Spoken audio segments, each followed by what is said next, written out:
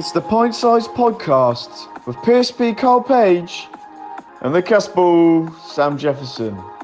Let's go. Good evening, everybody, and welcome to Pint Size Streaming the Podcast Live, episode 7 with myself, PSP, the usual guest, Casper Sam Jefferson. Good evening, Carlos. And a very, very special guest tonight, the top cabbie in town, Ben Dalton.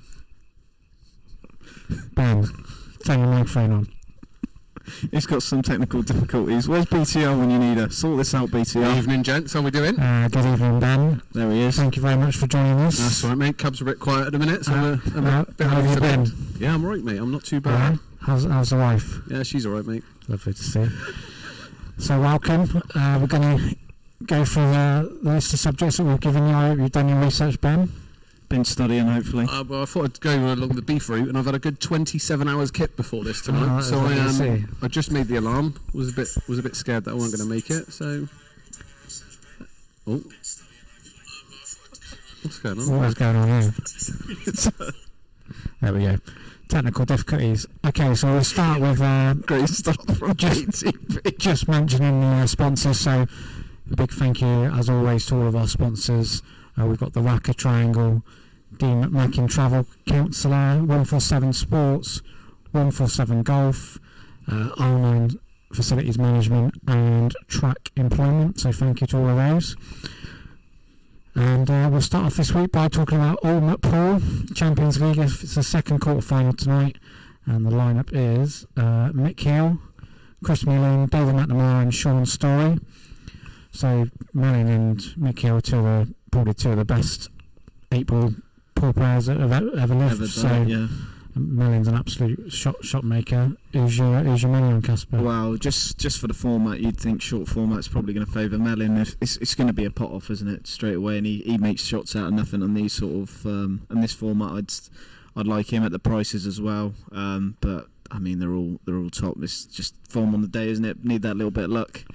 Yeah, I agree. I would, if I was going to have a bet, it'd be on Mullin at 9-5 with Bet365. But I hope Deej wins. David McNamara, absolute top lad. He's your old mucker, isn't he?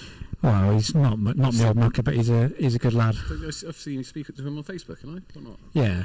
Little But yeah, good luck, Deej, if you're listening. He did message me the other day, and hopefully we're going to get him on the podcast at some point. But yeah, if you're listening, good luck, Deej.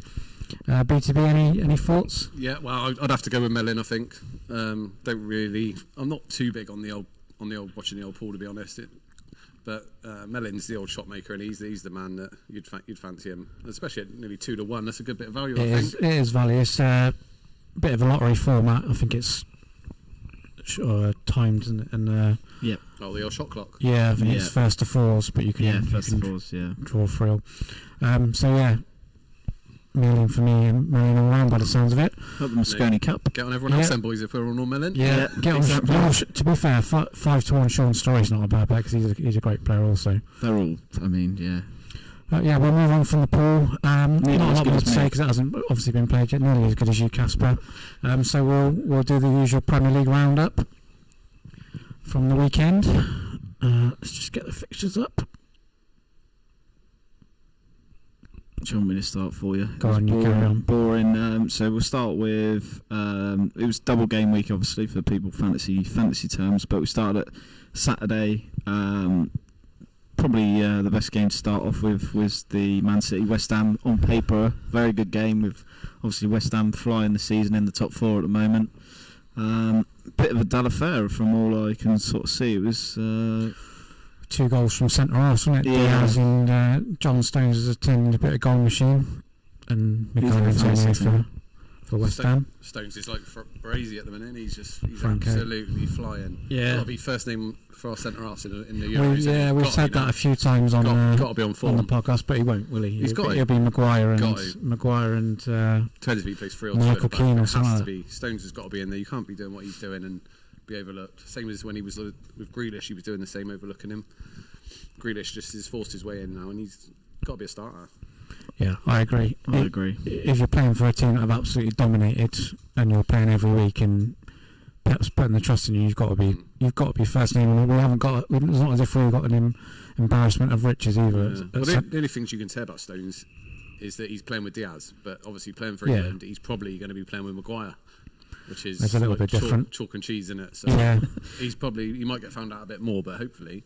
Right, he's been probably the most improved player this year from the last couple of seasons. Wasn't even getting in City's team, and then he was an outcast, wasn't he? Weren't really getting No. a game at all. Now he's flying. I mean, Laporte's the one who's struggling to get a game now, so just shows you how well he's done. Yeah, and they spent big money on. Lingard got another assist for West Ham though. He's sort of come into a bit of form. What's your thoughts on that, BTB? Wow. I mean, he's a good player. I mean, but he's had a lot of issues, personal issues, family issues, and that. And I don't know. Maybe this has given him he's gone away. He's sort of no pressure on him, and he's just relaxed and having a good time of it. He's a good player, but he don't. If you're on about like the England Euros and that, I don't think we've got such a good quality of player in that position off the striker. In them three behind Harry Kane, I can't have Lingard in the top 6 or 7 behind. He's good, but if you go back to the last World Cup, he was flying. He scored a great goal in the last, but he's not. There's still 2 years on or 3 years on, he is miles down the pecking order. There's still 12 league games to go. I mean, if he has a great run to end the season, maybe, but. Does he? You got Grealish, Foden, Sterling, Mason Mount. There's 5 there just straight away, and in my opinion, they're all ahead. Yeah, I agree. All ahead of Lingard. I think been doing it consistently. Definitely. That's the problem. He's had 5-6 games at West Ham. Good I start. think he made a good bet for him. Might be for him to make it a permanent move. I don't think he's never going to be. He might play the odd game, but he's not ever going to be first name on the United team sheet. He's not ever going to be playing 40 games a season. He's probably done all the birds in Manchester, so he may as well whittle his way down to London, and he'll start plowing through them. Why not? That's the form guide from BT. That's why he's guest. So we'll move on to the West Brom game. West Brom, a bit controversy on this one. So how long we got on this? We'll need it to talk about Lee Mason. So I don't know. For those of you that didn't see, Lee Mason's West Brom won 1-0. Brighton missed 2 penalties. But the main talking point was so Brighton have got a free kick on the edge of the box.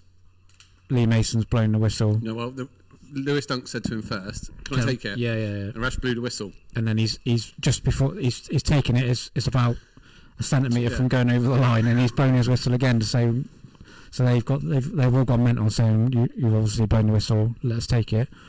So yeah, there's a lot of controversy. Very strange. And then he's given the goal. He's given the goal. And then he's gone to VAR and they've disallowed the goal. So it was unbelievable. You can't make it up this year with VAR. Honestly, it's just one thing after. We're obviously going to get onto the United game shortly, but it's just weekly occurrence. I think VAR disallowed the goal because obviously by the letter of the law he has blown the whistle before the ball's gone over the line, so that's why they disallowed it. But common sense has got to prevail. He's blown the whistle for them to take it. They've asked if they can take it, and the keeper's not saving it whether he blows the whistle again or not. So it's one of the strangest rules in football, in my opinion. You get a free kick, do some work done, and if it's in the middle of the park, you pop it down and play it. Ref don't say nothing. But if it's on the edge of the box, the ref will go on my whistle. Why? Does anyone know the answer to that? Because no. Am I right though? Like if I fouled you in the middle of the park. Ref gives a free kick. I can put that ball down, bang, go. Yeah. But if you found me on the edge of the box, ref says, right, keeps line your ball up, blah blah blah, on my whistle. 10 minutes later, they're still organising it all. Why can't he take a quick free kick? And if he's asked him to take a quick free kick, you used to always be able to take quick free kicks. You used to always be able to. Remember Thierry Henry did scoring years and years ago. He's always It's a massive. If the ref said yes, why is VAR getting involved when the ref said yes? He can't go back. He blew the whistle. Yeah, you can't go back on that. It's start of play. If he says on my whistle and he blows it, I just don't understand why he's blown the whistle again though. Perhaps he thought he was an Ibiza kid. Yeah, maybe. Our Batman, your 2 captains, just chipping in. Evening, Batman. How are you getting on there? Don's message. Don, I've got a quick question. How he's getting on with trying to sell phones on the I just wanted to ask, does anyone know of anyone selling a phone? That's what I've been hearing. Quite possibly. BTB. Don, if you are still listening, we just want to know how you're getting on with your iPhone Pro Max 12. Any messages today? That's all I want to know, really. I would. Any interest of buying a new phone? Apparently, that's the rumour on the street. Yeah. At the Don. HYGOT. I am on the speed, John Boy. Keep it to yourself, mate. Try and get Stretcher on it when he's playing pool next, mate. Yeah. Unbelievable. Up the John boy. So anyone on that game, or should we skip? I mean, it's a better. Well, I think we're quickly say it's a big win for. Hang on, here we go. Oh, Brooks. We'll get to that in a minute. Just anyone ask him how he got on with Tyrrell Hatton. Ask him what happened with Tyrrell Hatton last night. Is Don on? I'm taking Don's on earlies today, then, is he? No, he's on lates at work now. Working hard. Nice yeah, to see. But yeah, Tyrrell Hatton. Do you want to go into that story for us, or well, he had a bet basically, and all he was waiting. He had a heads-up bet with Tyrrell Hatton and Lanto Griffin, I think it was, and he backed Hatton. Who was that with, partner or? No, just on Griffin, did he? Yeah, he does like Griffin. On Betfair, I suppose, on the Frankel's account, obviously, and not the senior. And everything was in apart from Tyrrell Hatton to win and Liverpool -1. Oh. And at Liverpool was half-time 0-0. Yeah. And Hatton was about 4 ahead at one point, but they've gone levels down the last, and Hatton's got a birdie putt, and it's lipped. No, it's lipped, about a 20-footer lipped out, and they've tied, and then Liverpool have scored in the 47th minute straight after half time. Some things in life. How are you getting on, Donald? HYGOT, Donald. All the best. Just enjoy yourself. I mean, last thing on the West Brom game, big win. I've got one thing on the West Brom game. Go on, you go first. No, big win. Just it doesn't really. I don't think it's going to make too much difference at the end of the season for them. But are they still got a chance? You think they're how many points? 9 points behind Newcastle. They are absolutely toast. You still think? I think they're toast anyway. But I thought we'll raise it just in case we got any West Brom fans. Go on, BT. What was your next point? No, it was just about that the Lee Mason issue. Did you see the old Keith Hackett, the old senator? Yeah, the old ref. Yeah, he's been calling for him he should retire because he's had a bad game, or he's had a bad couple of games. And I was listening to it on the radio earlier, and they was saying, because Welbeck missed the penalty, does he retire, or does? Yeah. Welbeck should retire because he's awful. Yeah, fair one, but you know what I'm trying to say. Like, everyone has bad days at work. Well, same as it was at the other week. He was getting all the death thoughts. Yeah, it just goes from one step to the other. Yeah. The problem is now we've got VAR. All of these things should have been eliminated, but we're not using it correctly. Making it worse. Yeah, 100%. It's taken all the enjoyment out of it. I don't mind so much waiting time for a decision if at the end of the day we get the decision right. But we're waiting 2 minutes for a decision and then we're still getting it wrong. So just scrap it if they can't. Yeah. If they can't use it properly, just scrap it. Well, I was just gonna say it'd be good to get it more like rugby, but we'll get onto that later. Yeah. Well, that was terrible. But anyway, rugby is normally good, but obviously we will get onto that. So Villa. Yeah, Villa beat Leeds 1-0. Another good result for Villa. Leeds, I would have thought would have won that game to start, but Villa are good, very good defensively again. Martinez pulling off he's class. Save after save. One of the signings of the season. No Grealish either. No Grealish. Yeah, just prove they could do it without him as well, because everyone says. Al Ghazi got the goal, wasn't it? I think. Yeah, he loves a goal at the moment, doesn't he, Al Ghazi? Watkins assist, but Aston Villa keep plugging up the league. Are they gonna? They might. I don't think they're going to get there, but a late chance of a Europa League spot. They're more happy that they're just not doing. After last season, last day of the season, scraped through last season. They're just happy to be nice consolidated this year. They have got 2 games in hand on a lot of teams though, so they could easily get a Europa League play the way they're playing, but I think it's a little bit too much for them this season. It's just so unpredictable, isn't it, this year? Oh yeah, so unpredictable. And then the last game, Carlos, you can be our correspondent on this one. Newcastle Wolves. Yeah, so first half played really well.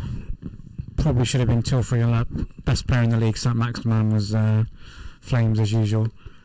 And should have played really well. Should have been Tilfrey. Got the goal after half time from Jamal Sowles.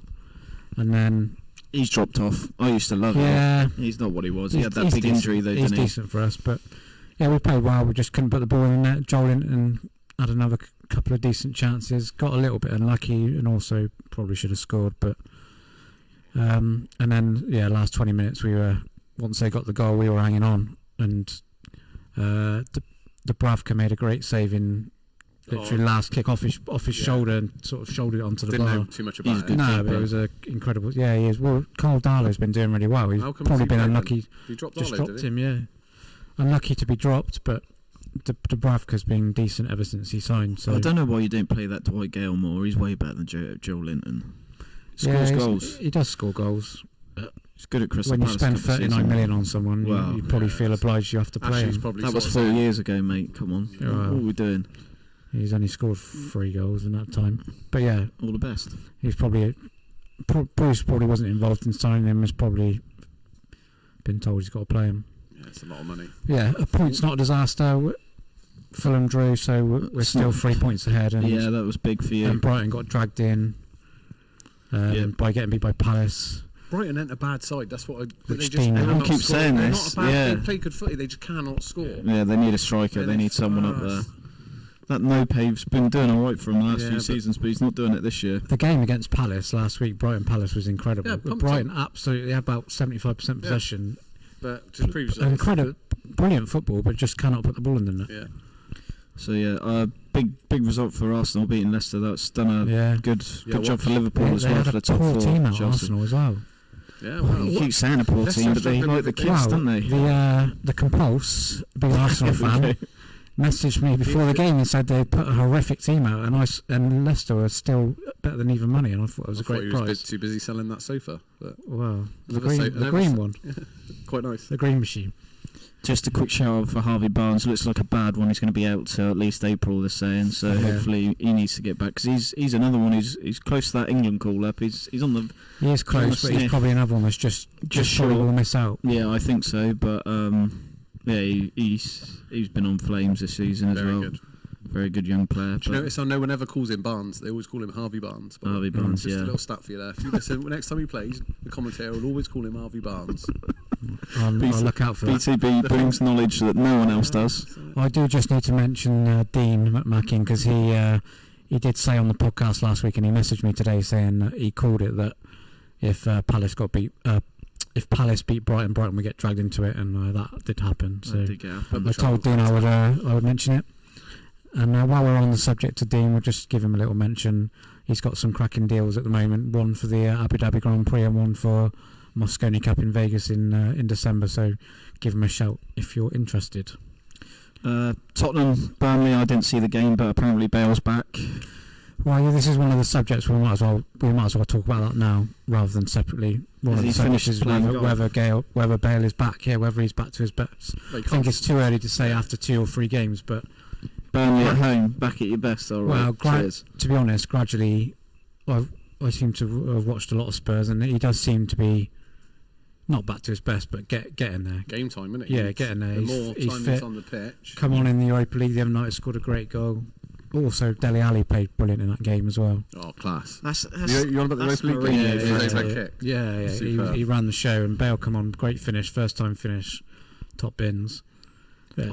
I'm not a big Dele Alli. I was never a big Dele Alli fan when he even came on and burst on the scene. But how does he not get minutes in that Spurs team is unbelievable. It's just Mourinho factor again, ruining another good player's career. He always has one player, doesn't he? Every team that he goes to, he just doesn't fancy him. Have you watched the documentary? Yeah, I have. Yeah, he seemed to really love him. Yeah, so did I. And that's then what it I just thought. sort of flipped. He was Something must have happened behind closed I think doors. So. Must have. It doesn't make sense to me, but great. Another good result for Spurs. Keeps them in the top 4. Well, they needed contention. it. They haven't had a 5 great. out of the last 6 on it. I think in the league they needed a good win. And to be fair, that Burnley team, oh my God, Sean Dyche done a great job just to keep him up every year. Exactly. With people like Chris Wood and Ashley Barnes. Some of them players are stealing. Yeah, absolutely. But yeah, goes to show what team spirit and togetherness can achieve, doesn't it? Well, they've got new owners now, haven't they? So it'd be interesting to see what they do in the summer. They might try. Reckon he's going to go all tiki-taka on us then, and change it all up. Can you imagine if you're a decent player, 20 million player, and you go and have a look around Burnley, and you're not going to want to go and live there, are you? With all respect to anyone listening, if you're from Burnley. No, but it'd be interesting to see if they even keep him. I'd be madness if they don't. But you know what you want.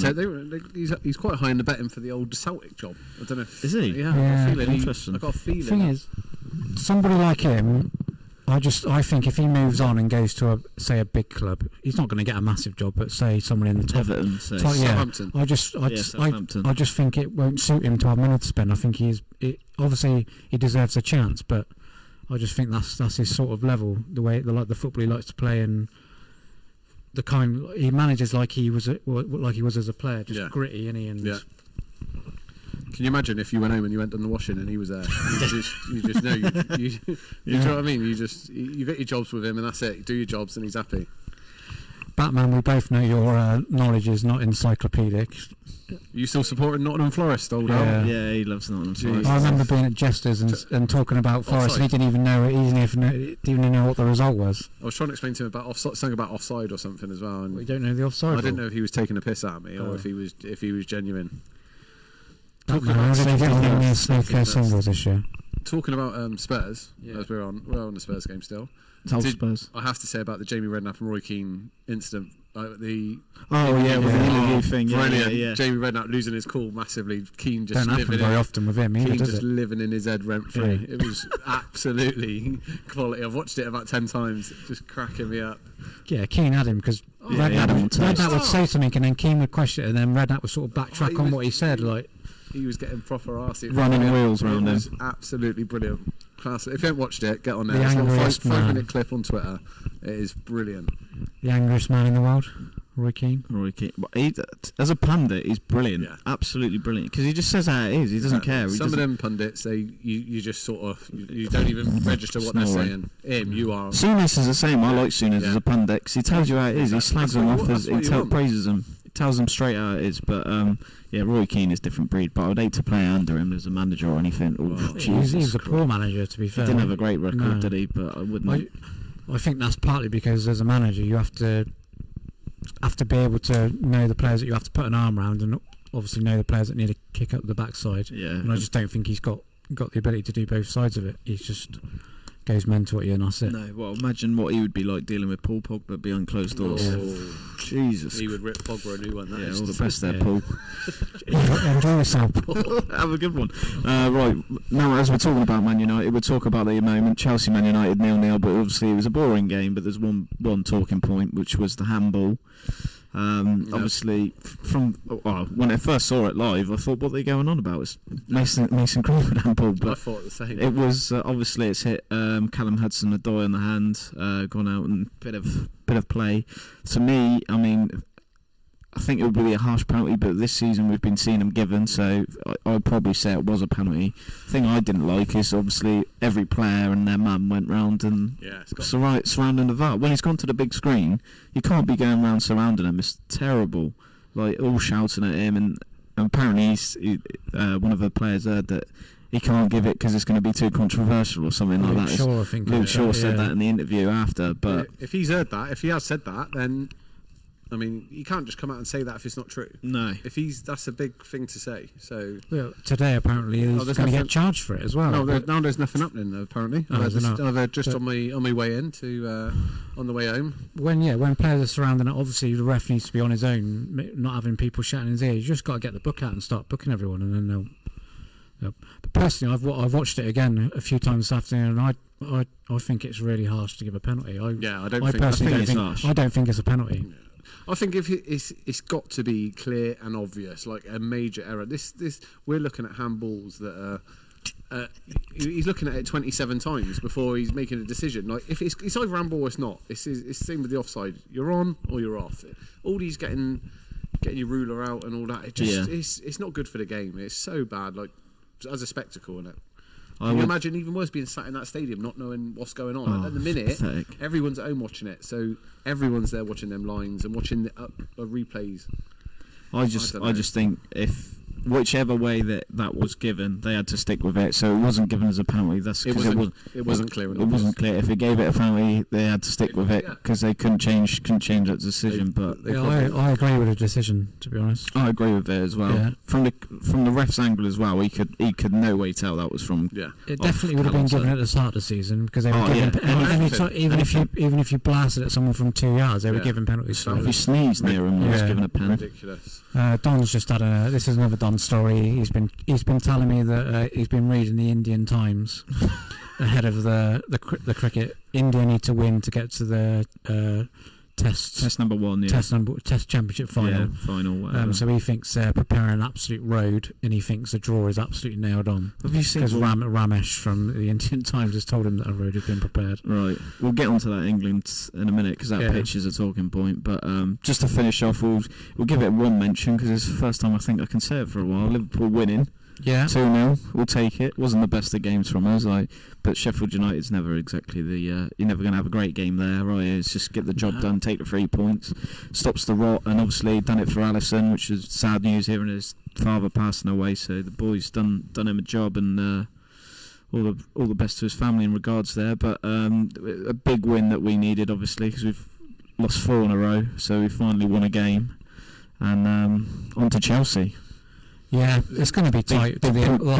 Next weekend, is it? Yeah, I think it's Thursday. We've got City Man U as well, isn't it? The weekend, is it? they've got City have got Wolves is midweek this week. I'm sure next weekend, isn't it? Yeah, on Sunday R4. It's going to go right down to the wire, isn't it? I still think, although West Ham have had a great season, they'll probably drop off at some point. Yeah, they can't finish top 4. But I think well, they can. But well, they can. I just don't think they will. I think Chelsea are the problem again, aren't they? Chelsea are the problem. They're playing under Tuchel. They're playing good football.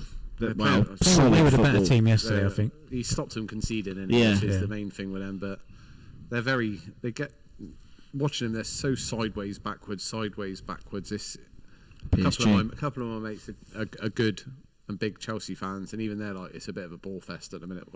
Go and get a great result in midweek at Atletico.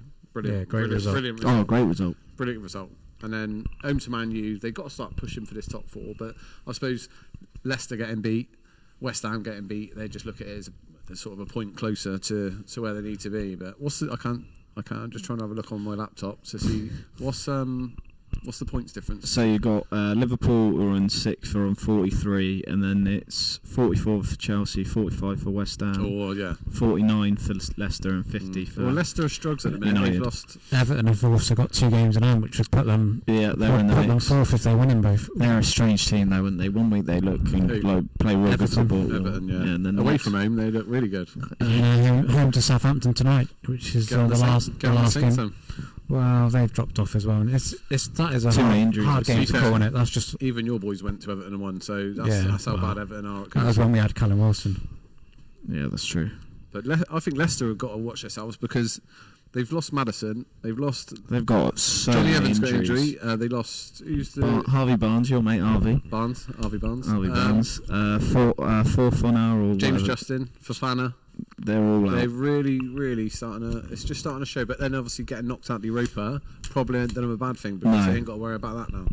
No, I agree. Perez is still out as well. But obviously, I still think as long as they've got Vardy, they've got a chance in any game. As soon as he doesn't play, they're a different team for me. They have got a little cushion there, but it could soon. It soon goes. It soon goes. They could end up like they did last year, top 4 the whole way through and just drop out. But the Rodgers factor he's with done bottling. Well, he's done a great job. I don't think you can criticise Rodgers. He's done a very good job.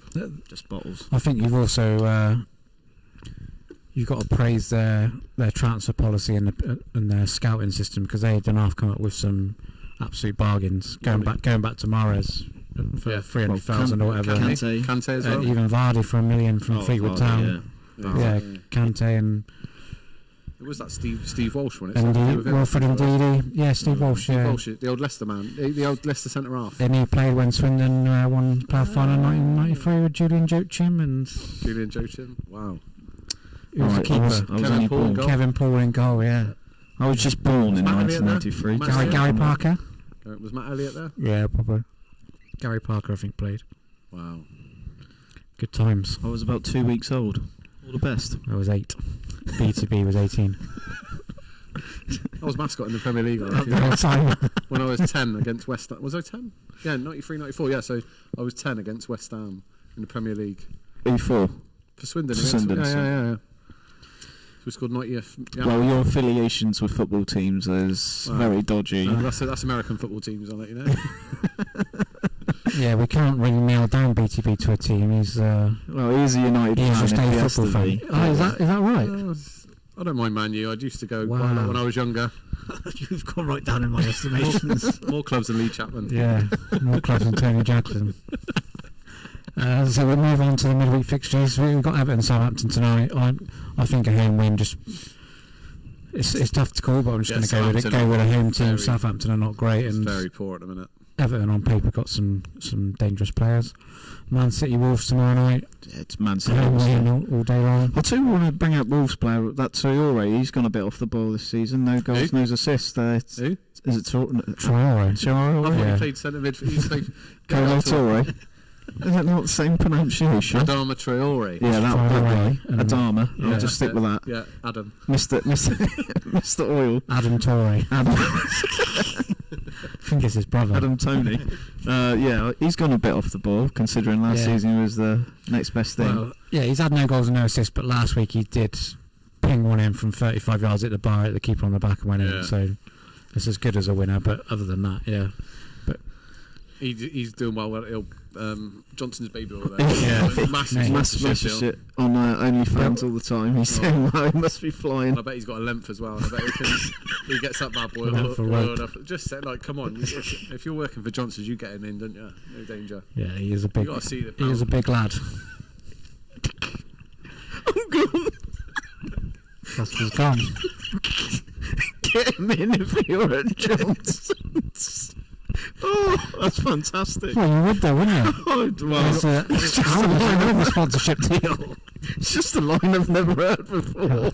You won't get him in if you're Johnson's. BTB's heard get your Johnson in a few times, but we might have to take a break for Casper too. I stop laughing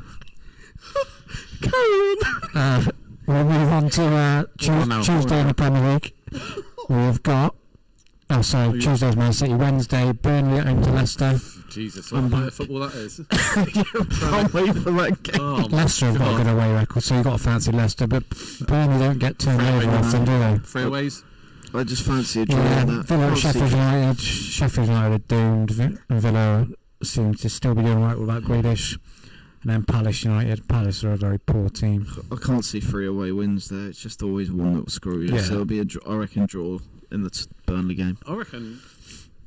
Burnley I'll put out here. I reckon Palace will get a draw out of Man U. Man U just. I'd take it, but Palace without is Zaha back yet? No. They're trash without him. Yeah. But They've got some awful players. AU and Benteke and. Benteke was absolute mint when he was That at Eze's good yeah. though. I like that Eze. Yeah. Remember that overhead kick he scored at Old Trafford? That was Liverpool, wasn't it? Liverpool, Yeah. He absolutely horrific he was now. An absolute machine. Yeah. Like battered Villa. defenders. At Watch Villa. him now. He was unreal. His first touch is horrific. Fall from all grace, he's that good man. at is heading. That's Yeah, it. but it don't go anywhere near the goal, even when he does it. And we've got 3 games on Thursday as well. Yeah. So Action packed. London derby, Fulham at home to Spurs. Decent game that, because Fulham have improved a lot. They don't concede a lot of goals, hard to beat. But Spurs are coming off the back of a 4-0 win, so I honestly think Fulham will get something again there. Yeah. They've drawn their last couple, and who did they play at the weekend? And they battered. When they're all over someone. 0-0 against Palace. Yeah, Palace. Look at the stats. I'm pretty sure they had so many more shots. I don't think Palace I'm had gonna a have shot. to do too much in-depth diving here, BTP. Oh, sorry, mate. Hold on with me. Hold on, caller. You carry on talking about your I beloved Fulham. Fulham are playing well at the minute, and Spurs have they've had a Spurs good will be result. favourites, but I think Wouldn't surprise me. Fulham getting a result is not off the scale. Wouldn't surprise me. West Brom Everton, that's the game where I just think Everton. if you're a better man, you'd back Everton, but you wouldn't be surprised if they just didn't turn up. They've got a bad performance in them. This is this season all over, isn't it? Yeah. Like you think, bloody hell. they're going to happen. Am I right there? You are right. It was 60% possession, 16 shots to 3. There you go. And Absolute it was one-way traffic. Yeah, I remember seeing it somewhere, and I was like, And you still think Crystal Palace are going to get a draw against Man United? well, They only had away at Brighton. They only had about, I'm sure it was 25% possession and won. So. But then if you look So at well, the goals in Man the United game. recently at home lose to Sheffield United, away go down to West Brom, draw with West Brom, but they could have lost that game quite easily. They went to Sociedad and pumped them 4, and then drew at home with them in the return leg, and then they've drew at Chelsea yesterday, which is all right. Yes, it's a standard point, but I don't think Man U are as good as people make out and saying, oh yeah, they're the second best team. I don't think. No, I don't think they are either. But No, nowhere near. There's a big drop off for City and whoever else really, isn't there? They've been made to look good by how tight the league is and how poor other teams have been. Yeah, I think COVID has obviously played a part with empty stadiums. I think you've only got walking out in an empty stadium, walking out in front of 77,000. Yeah, the motivation is going to be a struggle. I think. So after the Champions League, when they got bombed out of that, it looked like Ollie was on he was gone. Yeah. He was gone, and then his favourite wanted to leave. He was favourite next manager to go, and he's turned it round. He has had a good. I think good run. If you look at their points tally now, and where that puts them in the league this season, and then you take their points tally and look back at the previous 3 or 4 seasons, they would be down 6th, 7th place. I would have thought. Yeah. But that's why City have the run they've been on. They've just opened up such a big gap. Yeah. Everyone's taking points off everyone apart from them. It's just winning machine, and they haven't even got a striker. Jesus or Aguero hardly plays. I know. Foden down the middle half the time. Gundogan, defensive centre mid to 11 goals this Alan season. Shearer. Yeah. Mental. Third highest in the table, I think, goal stat. I think he's behind Bamford and Vardy. I think, is the only 2 ahead of him. What? In Premier League goals this season. Salah, Salah's ahead of him. Yeah. Son, Kane. Calvert-Lewin. I don't think they're all ahead of him. I think Salah's top goal scorer. He's getting on the laptop and having a look. I think Callum Wilson's over 10 as well. All right. Let me have a look. And Joelinton. Carry on talking. We're on the Liverpool-Chelsea game now, then. Tough one to call, isn't it? You've got to back Liverpool at Anfield, Was it 3-4 on the spin? They're not going to keep losing at home. You've still got to fancy them, but they just don't. They don't inspire me with confidence. And Firmino is just a poor player. Just don't rate the bloke at all. He scored the winner. Went down as an own goal, didn't it? Yeah, it did. I think he does work hard on that, but as your number that's 9, a given, but as your number 9, I mean, he does so much for Salah and Mane, and they get a lot of the goals. I understand that, but he's got to score more. He had a chance yesterday. I think the keeper's palmed one out, and he's just got to smash it left peg. And he's had a touch and tried pulling it back, and he's just passed it straight to Sheffield United bloke. And this Don's on Chelsea. Don's on a Chelsea and drawing the cricket double. You're not sold that phone, Don. Come on, what's going on? I'm surprised he has to sign. Any more Gumtree messages, Don? From Alibaba was on a few messages from Alibaba Don had the other day. Yeah. Any more? Any more? Right, that's football. What are we on to next? Let's have a look at my... we've got... I just wanted to mention Glenn Roeder as a former Newcastle player and manager, actually. Yeah, he was. He unfortunately died after a long illness. I think he had a brain tumour going back, but I don't know if that was the actual cause of death. Alibaba's just offered for the Don 250. So I just wanted to rest in peace, Glenn Roeder. Yeah, was a decent servant for my club. He's done a decent job. Done a decent job at West Ham. Yeah, he was decent at West Ham, Newcastle, and then finished off at Norwich. And while we're on the subject of deaths, just to mention the sad tragedy of Alison Becker's day, who unfortunately drowned, which is I imagine a horrific way to die. Yes, not the. There's better ways to go, that's for sure. No, I did mention that when I said about Liverpool. So we'll move on to the Test match, England v India 2-day Test match. I've got a lot of things to say about this. So my biggest question is: was it a terrible pitch, poorly prepared pitch, or was it terrible batting on both parts, or was it a combination of both? Combination of both, but I want to say before we even get talk about the pitch, England's lineup, what the hell is that all about? I do not know why you're playing one spinner. Why you're playing one special spinner. In India, you just don't do that. It's a rule. I think it was they thought that the pink ball was going to... They thought it was going to do more, but it's written. I don't know if they were just trying to outthink India or something crazy, but you have to play 2 spinners in it. At least, and have Root as a third option. Yeah, I like Root as a third option. As a second, I know he had a great first. First, that's a one-off him doing that. But Joffrey Archer coming in at 8. I mean, when you've got Archer 8, Leach 9, Broad 10, and Anderson 11, that tail is absolute trash. Absolute dog. You need to. They should have. If they were going to play 2 seamers, they had to play Wokes just to help out with the batting a little bit. Yeah. At least, obviously, if Mo and Ali would have been there, again, he can bat. Yeah, he would have been. You're going a bit deeper, but they've only got to get 6 of our boys out, and we're strugs. We are strugs.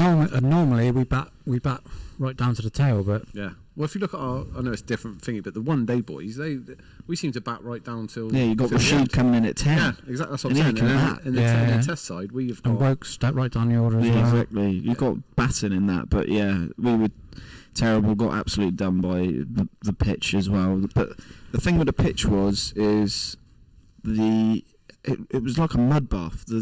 It was like the red soil. The red soil was gone straight away when the bowlers run up. They had to keep flattening it, Yeah. so that didn't help matters. But there was a lot of balls that, like you say, they weren't turning. They kept missing the straight one, which is madness to be saying. How can you miss a straight one? But obviously played into their. Well, they're their playing heads. for the turn all the time. They That's are the playing problem. for the turn, but irrelevant of how bad of a cricket was played, it's two of arguably the best teams in the world, and it's done in 2 days. That's got to be something to do with the pitch. I think we're miles off being one of the best teams in the world. I think I don't think we're miles off. we've got some great players, but we have got, especially in our batting lineup, we are frail. Well, but then if you look at take away the first innings in the first test when Root got the. We've done nothing Since then. I don't think we've gone over 200, have we? I'm not convinced about our opening partnerships. Whoever we play, I'm still not. Well, there is that. We've got a lot of Especially in the rotation. subcontinent. Yeah, we've got a lot of rotation Yeah. going on. Obviously, we're playing in India, which is the hardest place to go. So Was home Burns conditions. was dropped as well, wasn't he? Rather than rested. I'm pretty sure he was dropped. He was more Which I dropped. think He's is only just harsh. come back He was from on the injury. duty. He had his high vis. Yeah, I think it's harsh. He's only just come back though, so Yeah, but- he's only just come back from a long injury. So you've got to give him a little bit of time.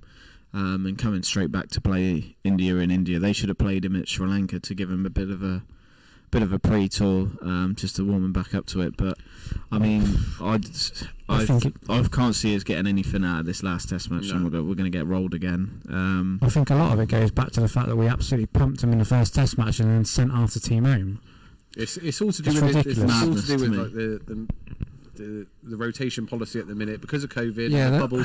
it's because of their well-being. When they're travelling to these places, they're having to isolate for like 10 days before they even. Like when they went to Sri Lanka, there was 10 days isolation. Then they started playing a bit of cricket. Then they moved to India. They had to do another 10 days in quarantine.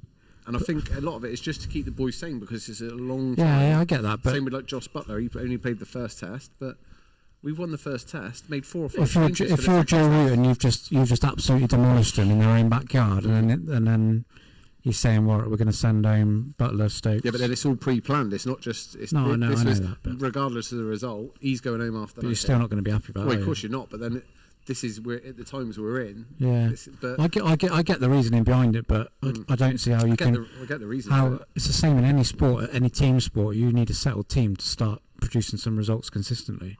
Yeah, I don't mind 1 or 2 changes, but the amount of changes England are making at the moment is a bit too many for my liking. But I think Johnny Bairstow, he's an absolute. He's the new rabbit. I always used to call Joss Butler a rabbit when he used to come out and bat, but he's played well the last sort of 18 months for Test cricket. But Johnny Bairstow ain't got a clue what he's doing when he comes out to that wicket anymore. He's terrible Test match. Get rid of him. Absolute trash. I like Bairstow, but I I like think him he's on probably day better off 2020. better off down the order. He's not good against the moving ball. But he opens in the one day. Yeah, I It's like him in one completely day. different Man, game. yeah, I know, it's madness. I'm just saying, but he's, You haven't got 4 slips and a gully, and Yeah, but then it's no good. That's all right if you hit the ball. 2 balls he's faced in the Well, second innings. that was- yeah, First one's hit him uh, on the pad. yeah, he's tried to sweep and got. He's got lucky, and then the second one's gone straight through the gate. Yeah, that's schoolboy error to have such a big gap between bat and pad. You've Then- got Well, he got away with it the ball before because it was DRS and didn't Yeah, get Just given. saying too high, wasn't it? But no, it was. I mean, you already got look at India's first innings. They were 99 for 3, and have been bowled out for 145. So that's India in India, their own condition. It was tough. It was tough. Yeah, it's not easy. I mean, I think you look at a lot of the dismissals. It just looks like their mind is scrambled. They're thinking this is going to turn a mile. They or- just don't know it's going in. Yeah, they're playing for a massive turn, and the ball's just Yeah. straight up. And obviously Ashwin and That's what I was saying about Root. the other geezer. It looks Axar. Yeah, That's his But second Ashwin test. 400 tests. Yeah. He's the fastest ever. I think, or Second second fastest to 400 Murray? wickets. Murray? Probably, I didn't actually read Murray who was got like about first. 20,000. Probably him or Warren or McGrath. It's going to be one of them It three. wasn't Warren or McGrath. I bet you it's Probably Murray Murray, because Yeah. I think it'd be Murray. Probably, if it's not Warren or McGrath, then He's it'll got be the best. Murray. He had the best average on anyone who's taken 400. But Yeah, it's not. Considering we had a good tour of Sri Lanka and winning the first test, I thought it'd be a lot more positivity coming out of it. Sri Lanka and India are totally different. I know that, Carlos, but it's still really hard to go and win away in a subcontinent country. So we've done well to do that. But after, like I say, after winning the first test, I didn't think we'd win the series. To be honest, I still thought we'd lose. Yeah. But there's ways to lose in the series, and we've been pathetic in the last two tests. We haven't hit 200 since the first innings of the first test. We've not hit 200, and or scored 200. Sorry.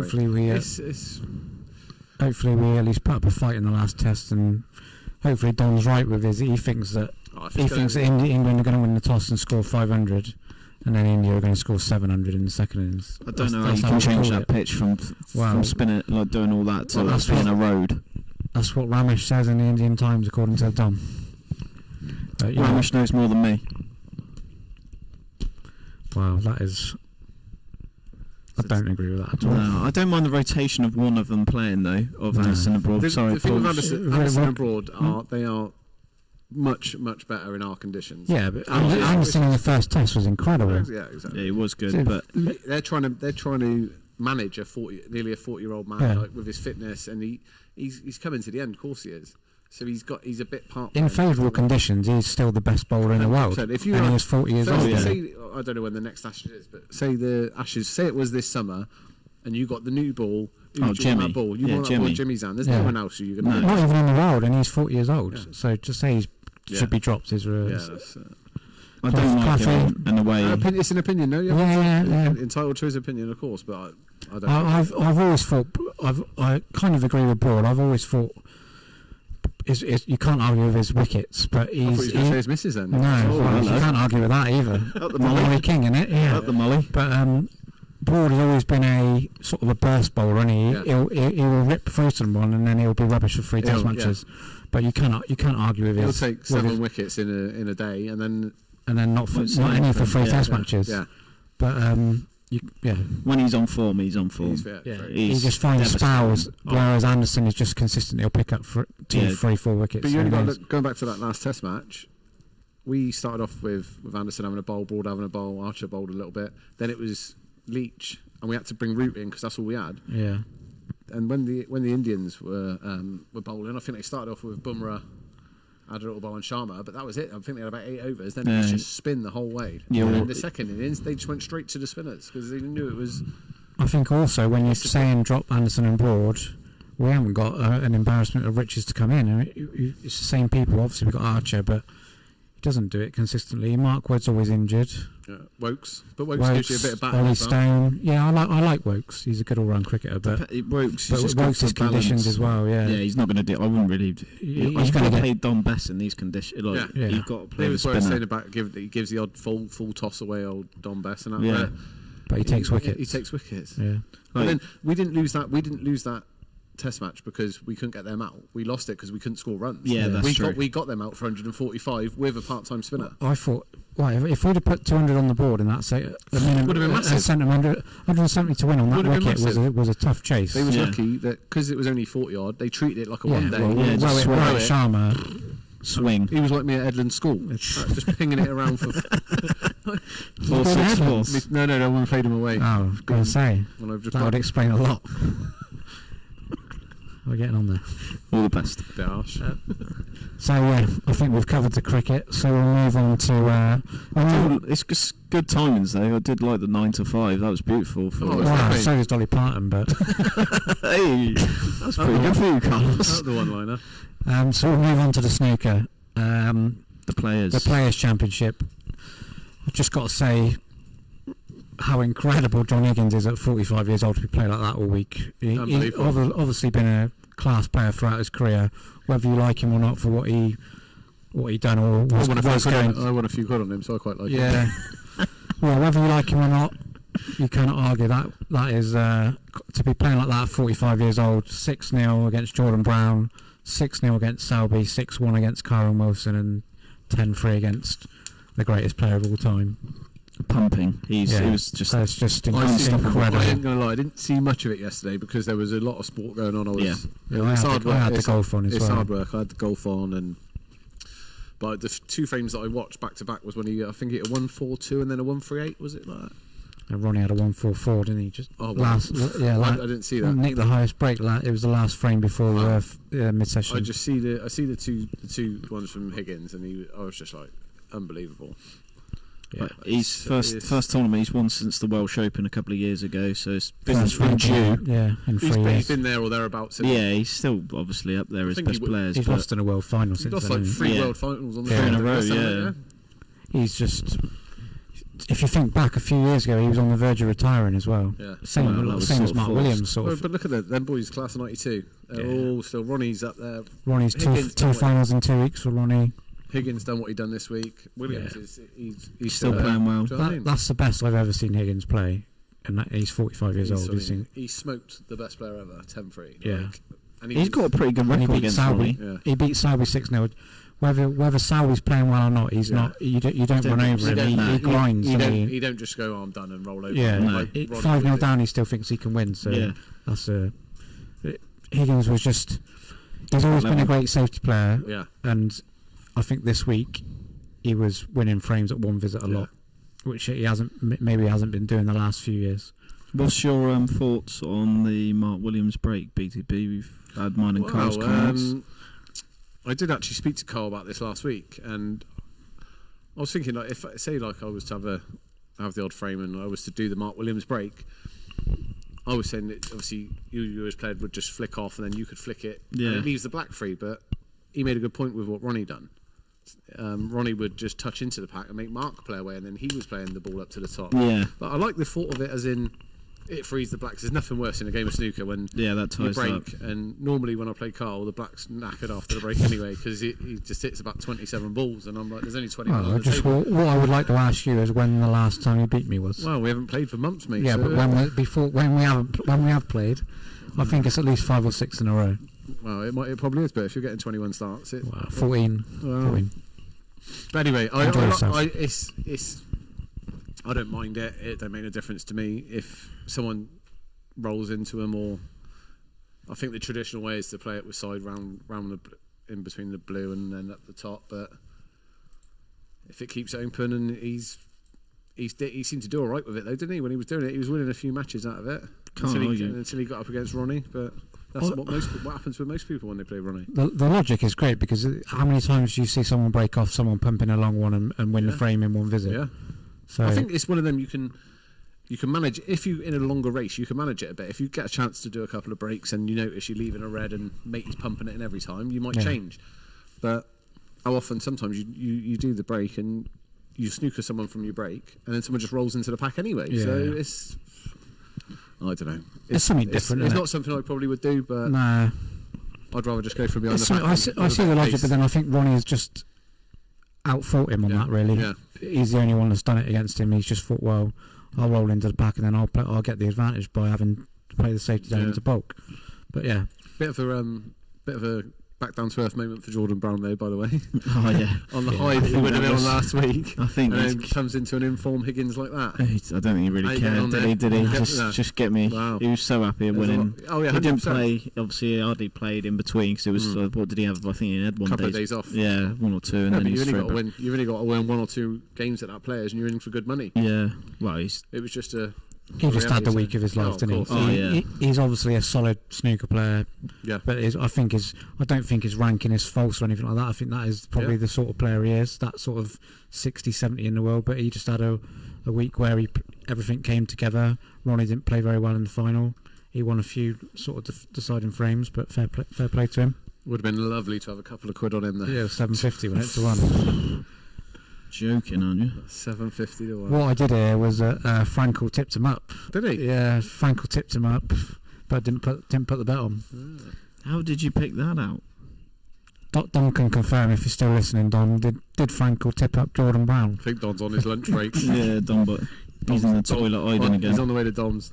Yeah. Gibraltar Open's just started today, though. Oh, big word for the home nation, Cole. Yeah, Cole. Unfortunately, couldn't make it this year. For those of you that don't know, my mum is from Gibraltar.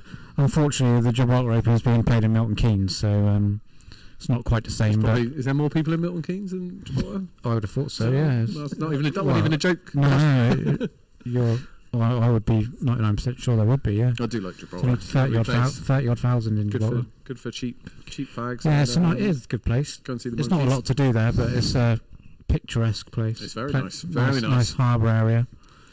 And if you do want to go away, give Dino a shout.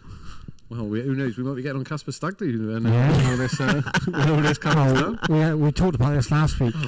Who do you think's favourite out of Casper or Jack Bridgman to propose first? Oh, obviously compulsive. That is 5 to 6 a pair now. It's not a race, PCB. 5 to 6 the pair. Actually, no,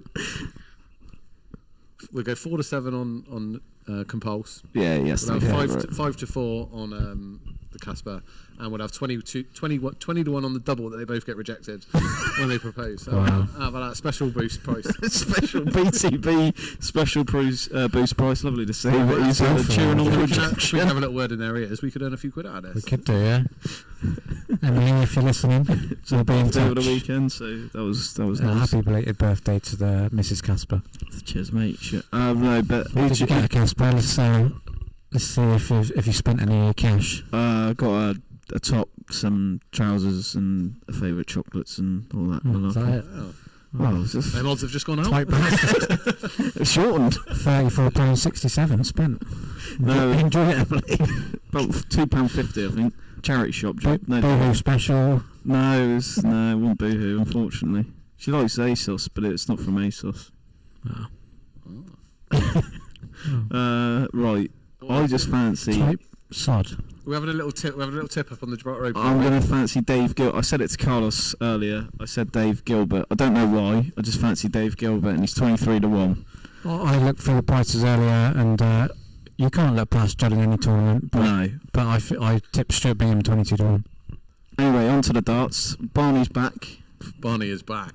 He's won. So Barney. people who might not have seen it, it was Barney's. I think it was actually his third day. It was It was the third day, yeah. third PDC day. free. PD. He'd only won one match in the previous 2 days. He lost the other two. He lost 6-5, so it's not like he got pumped. Wow. He lost the bunt in 6-5 first day. I'm just reporting the I'm facts. just saying, but it's different when they say, "Oh, you got beat." That could be 11 olds a throw. Yeah. You know what I mean, it's Is only short the races. draw is seeded, isn't it, for these tour events as well? So it obviously it's down the ranking. no, there's open draw. Is it? No, Yeah. I don't think it is, because you never see. No, sorry, seeded. Yeah, I'm on about. You never see Van Gogh playing. No. They are seeded. Yeah, I'm on about the lower rank. So it'll be the top 32 will be seeded, and then the other guys that will just be random. Yeah. So my point was that Barney has obviously come in He's well as though. well as a new Yeah. so he Yeah. could be drawn MVG first Yeah, round. of course right? he can. Yeah. That's what I mean. First one he had Bunting, who's Bunting's about 17, I think, something like that. Yeah, but he beat Joe Cullen in the final. Yeah, good result. Obviously, I saw a little bit of it, and Cullen was missing doubles left, right, and centre. Yeah. Couldn't hit him for Toffee, and he won the first. He won the first day, didn't he? Cullen won the first day. He beat Clayton. Johnny Clayton had an incredible weekend. He got to the final semis and then he won. 2 runners up, quarter final and a winners. Yeah, and he won yesterday, didn't he? The last one. Yeah, that's what I'm saying. Yeah. So he got beaten in the final the first 2 days. Callum Ridds won, Callum didn't Ridds he? won, Yeah. Yeah, unbelievable. He's a Toon boy, isn't he? He's one of your boys. Yeah. I think he played in the World Championships. But yeah, Barney's back. Barney's back. 53 years old. Good to see. Good for the game. Hopefully he can. He's always hard on himself, Barney. And as soon as he starts losing a couple of matches on TV, he starts saying he'll retire again. But hopefully he can just. He looked like he lost just a bit of enjoy weight it. to me. He looked like he was doing all right. To be fair, I don't know, mentally, health-wise, because that was always his problem, wasn't it? Mentally, he was never like Taylor. Mentally, nothing would affect him, but Barney, things do affect him. Up on that stage, but he was, it's good for the game. Good to see him back. Good to see him back. Well, first win was it? Did you say since 2014? I think was the first time he's won. I think I'll give you it's a pound if you can tell me the last thing he won before that. 2012 Grand Slam of darts. No, there was one after that. I think. He won the World Cup on 27 in 2018. Yeah, that don't count. That's a team event. I The don't know that you're googling what the thing I've said. It's just said there. The PDC televised tournament. UK Open. No, I think he won the 2014 Premier League, didn't he? Yeah, he did. I thought you just said that. No, you said 2012 something. Yeah, Grand Slam of darts. I thought you said what did he win before the 24? won No, the last thing he won. Sorry, right, sorry. Because that tournament he won. Yeah, Premier League he won. Yeah. Premier League. Yeah, that was a blast from the past. Nearly 7 years ago. When was that Worlds you won? 07, Jesus, 14 years ago. The best game Taylor. Yeah, that was brilliant. Unbelievable. But Barney's back. Good to see. Thought we'd mention it. So we'll move on to the Six Nations rugby. Another sore subject. Anything to talk about? Not really. I didn't really watch any of it, but I've obviously heard about this controversial refereeing decision, so I've watched the highlights earlier. I ain't gonna lie, I didn't watch the Italy-Ireland game, but I did. No. I was sat feet up Saturday evening. Casper was round the in-laws watching. It was on, but we weren't really watching that game. But the Wales-England game, obviously, it was big talking point was the first try. The refs basically said to Farrell, "You need to go and talk to the team, get everyone together and talk to the team because." We said have a word. Have a word. We need to get them together because the discipline's not going great and it's only early and I don't want to be flashing the yellow card just yet. And basically, he gave him about 10 seconds and the Wales fly-off said, "Can I..." bit like the old Lee Mason thing then. Yeah. Can I go? Can I go? And as soon as you say time on, can I go? And the ref said yes. And as soon as he said time on, he went, and obviously England weren't in position or set or anything. The water boys were still on, telling him the instructions or whatever. Yeah, which is what Farrell was saying to the ref, because he was mic'd up saying the water boys were still on. So yeah, he kicked it, and obviously they scored the first try. And all the England players have kicked off, especially Farrell and the pundits at half-time. Johnson wasn't happy at all. And to be fair, Sam Warburton at half-time said, "Look, if I was Owen Farrell, I would have been just a few minutes." It's what the way the ref has said what to do to Farrell. There is no way they should have been allowed to take a quick penalty. So did he say to Farrell to have a word because because of the amount of penalties? Yeah. Okay. So because I know there's been a lot of talk about the amount of penalties that were England, and especially Itoje. He was discipline again. He's course. He said have a word and not giving him time to have a word. So he's basically got everyone in. So the wingers have run in 30 yards to tell him, "Look, we've got to watch our discipline." And before they've come in, I'm not being funny. It's an empty stadium. Does he need to say? Who's on the other? Was it Watson? Watson Cumberland? Yeah, Watson. We got to stop this. Surely in an empty stadium, your voice can get across there.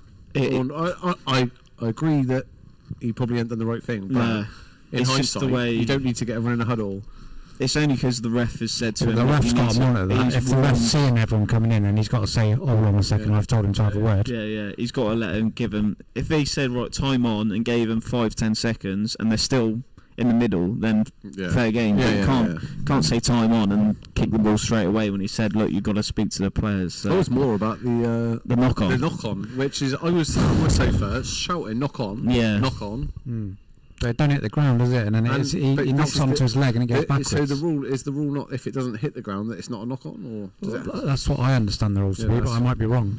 There's a lot of let's put it this way: every Wales player looked at him and was like, "Well, they didn't." That's not a try. Even when he went over, he didn't go over. He just went over sort of a formality. He didn't go over thinking I've scored a try. There was no celebrations. Yeah. He went over just for the sake of it, but thinking it was going to get in caught real time. Back. It looked like he had proper knocked it on, but it actually come off. Obviously, he's dropped it, but then it hit the England player who was coming back and pinged it through. I think in real time, it looked like it had just gone off the Wales player and was a massive knock on, but.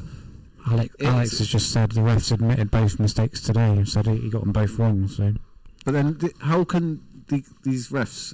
How can they get it wrong? Is what I'm saying. With all these TVs there, monitors, they're looking at this angle and that angle. How are they getting it wrong? That's what the TMO's for. But then 2 days later, saying I got it wrong. Like in that moment, and rugby's not like football. No, people will go, rugby's pretty good. Rugby people will say. It don't matter how long it takes as long as we get the right decision, and sometimes it takes a long time to award a try or don't award a try. But football, if it takes longer than 2 minutes, everyone's like, "Oh, it's taking too long. It's taking well too long." But rugby normally they do it and get it right. So if they've got all them angles, how is he getting it wrong? So it just is worrying that they. You very rarely see this in rugby. No, it is one thing. Having him mic'd up is brilliant. I love that. Yeah, it should happen in football. It should. But they was making a good point on TalkSport about this today. That they'd have to have warnings on the like you. Definitely. About you may hear the language and that. Yeah. But I think it might work and it'll stop players doing. I also think if players know the refs mic'd up and they're going to get caught, they won't be saying as much stuff as they do now. Maybe not. Because if you listen to the rugby lads, but rugby is different because they're always calling the refs. Even I heard Who was it? It was one of the lads was in a mall or whatever, and he was shouting John. over to, and he was shouting over, sir, it's not ref or No, yeah. sir.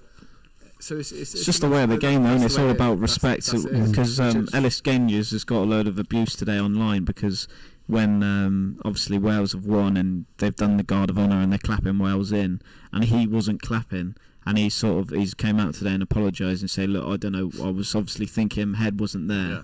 I'm thinking about the result or whatever, and he's got death threats saying, "Why aren't you?" It's madness. Yeah, One it's thing ridiculous. one thing I would be doing is giving that fucker a death threat. No. I'll tell you that. Yeah, well, he is. Jesus He is Christ. it's one bloke you do not want to meet down a dark alley, does it? But yeah, it spoiled it a little bit. But to be honest, I thought England But were we were better. still in the game. We were. I thought we were a better with, game. with them better team. with them two mistakes. Yeah. We are still in the game. We're at 24 all. And then- 24 all. Yeah, 24 all. 10 minutes to go. Something like that. Penalty. So you can't. We didn't lose the game because the ref made two. I didn't think two it helped mistakes. it, but at the end of the day, Wales But won by what I'm saying enough. is we were still in that game. Yeah, yeah. And we give rubbish penalties away and we lose the game from it. So Owen Farrell again with the boot he was terrible with the it boot. just I don't know. I said this to someone the other day. Like with England at the minute, we've got a lot of Sarries boys in there who are not playing rugby at the minute because the Championship is not playing because of COVID. It's only Yeah. the Premiership. So Yeah, that's true. People like Owen Farrell, Itoje, Vunipola, all these lads, they Can't get a game. and they're not getting a game. And then Yeah. they're coming into England and playing against people who are playing week in, week out. And Yeah. if it was football, you'd be saying, well, Well, they they, ain't playing. I don't think they would be playing, would they, if it was But, football? But it's got to have an effect in it, surely. Yeah. No, yeah. Well, It's a good point to bring up. it's all right being How about first week of it against Scotland? terrible. Scotland battered England. Yeah. Isn't battered it- England. They're not match fit, are they? They're fit as in they've trained, fit. but they're not fit as in match fit. So It's no different that if we was to have a game of pool, and if I don't play for 6 weeks, I'm not going to play as well No. as if I was playing every week. well, it's the same when a player comes back from injury at football, he doesn't come back in top form for 3 or 4 games. 'cause then Same as we was on the about pace of the game. Bale's Yeah. getting a run of games Yeah. now, Yeah. so he's starting to play better. It's just how it happens, how it works.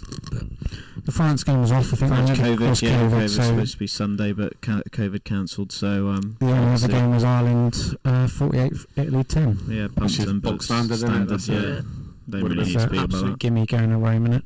Yeah, it Play is teams have now. gone downhill Italy. They Like, are, yeah. At one stage, they got really, not I wouldn't say close, but they was They were hard to beat. compete. They had Yeah. Paris, didn't they? Yeah, Yeah. Sergio Parisi Is was he dust different now, is guy. he? Yeah, he's Yeah. retired. But they, they're just nearly getting to a time of who else is there another team around who's Well, better? they reckon they could do like a relegation thing. So Yeah, I think like, they I think need it's to. Georgia. Georgia would be a shout to put in.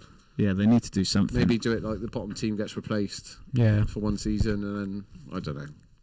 They need to do something with it, Italy, because it's they've been bottom I think for the last like 5 years now. Oh. So one thing to look into. Yeah, but they don't win many matches. do no, they? but they always used to be Scot- hard. Scotland, they give a game. In Italy, away, they always used to be hard to They've beat. They've but- beaten France before, I think. Yeah, as well. yeah. Yeah, They've beaten just- some they've had some. good They've results. had the odd world class player, haven't they? Over the Yeah. years, but But they're too busy Little playing football. Dominguez at fly off. But they're not even good at football Yeah, at the yeah. moment, Italy. They're sport-wise, they have gone downhill a bit. Yeah. Since. well, that's enough on the rugby. I think that was depressing enough. Yep, I agree. So I just want to move on to those of you that listen every week. We mentioned Billy Mungo as one of our inspirational sports stars. I think it was 2 or 3 weeks ago. He's a racing driver that lost both his legs in a crash. I think it's at Brown Touch a few years back, and he's just completed for Comic Relief 140 miles over 4 days by walking, cycling, and kayaking, and that's all on prosthetic legs. So pretty inspirational. I just wanted to give him a mention as we've mentioned him before. Yep, no, it's inspiring stuff, isn't it, from him again as usual. No, I couldn't walk Well, I 140 miles with my legs, so Not even banter. I walked 6.5 miles Saturday night because we have got rock and roll Saturdays at the minute, and it took me rock and roll Saturday. Well, just Saturdays are boring as Oh, yeah, shite, yeah. isn't they? There's nothing Yeah. to do. So my Saturday night was Yeah. spent walking an hour and 45 minutes round Swindon, 6.5 miles, It's a long way. and when you see someone who's had their legs Yeah. taken off them and they've got and they're doing 140 miles, it sort of puts it in perspective. Well, kayaking as Brilliant. well. That's hard work. But yeah, very inspirational. No, very good. Just on Keep it going, the Billy. subject of walking, I've had my Fitbit delivered today, so He's going to be flying. I'll be in preparation for being seen in public again on May the 17th. I think it'll be more like a fat bit by the end Wow. of it. Wow, as you speak for yourself, Benjamin. That's just disgusting comment. Oh, does not like it. What I have we can't got? say nothing at the minute. All right, Tank. Tank Bueno. I think we're just going to end on our usual Top five. Top Let's do it. 5. This week we've asked Casper and Ben and myself all to top 5 sporting moments of all time, preferably in their lifetime, but you got the choice. So anybody else listening at the moment, if you want to comment your top 5 sporting events of all time, or sporting moments of all time, so a particular moment that you remember from the sporting past, we'll do we'll all give our 5 and then our 4, etc. So Casper, do you want to start off with your number 5? Yeah, number 5 for me is it's not just one moment. It was the series, but it was the 2005 Ashes series. England Australia, obviously England beating Australia 2-1, beating arguably the greatest Australian team that there ever was or has been, or cricket team that there has been. Yeah. I remember being I think, how old was I then? I must have been 12, 13-year-old I was, and I remember running home every day when it was on when I was at school, just to get home to watch it. Running or walking? Channel 4. Back then it was running, believe it or not. Wow. Not these days. Must have lived downhill. It'd be rolling these days, but no, unbelievable series. Obviously, to win it at the Oval as well, to draw at KP's innings. I'll always remember Kasperovich being given out down the leg side. Yeah, obviously that was probably the biggest moment of the whole, needing to win 2 runs to win that Test match, didn't they? From an absolute no way they could have won that Test match, and they got all the way back into it. So yeah, that's my number 5.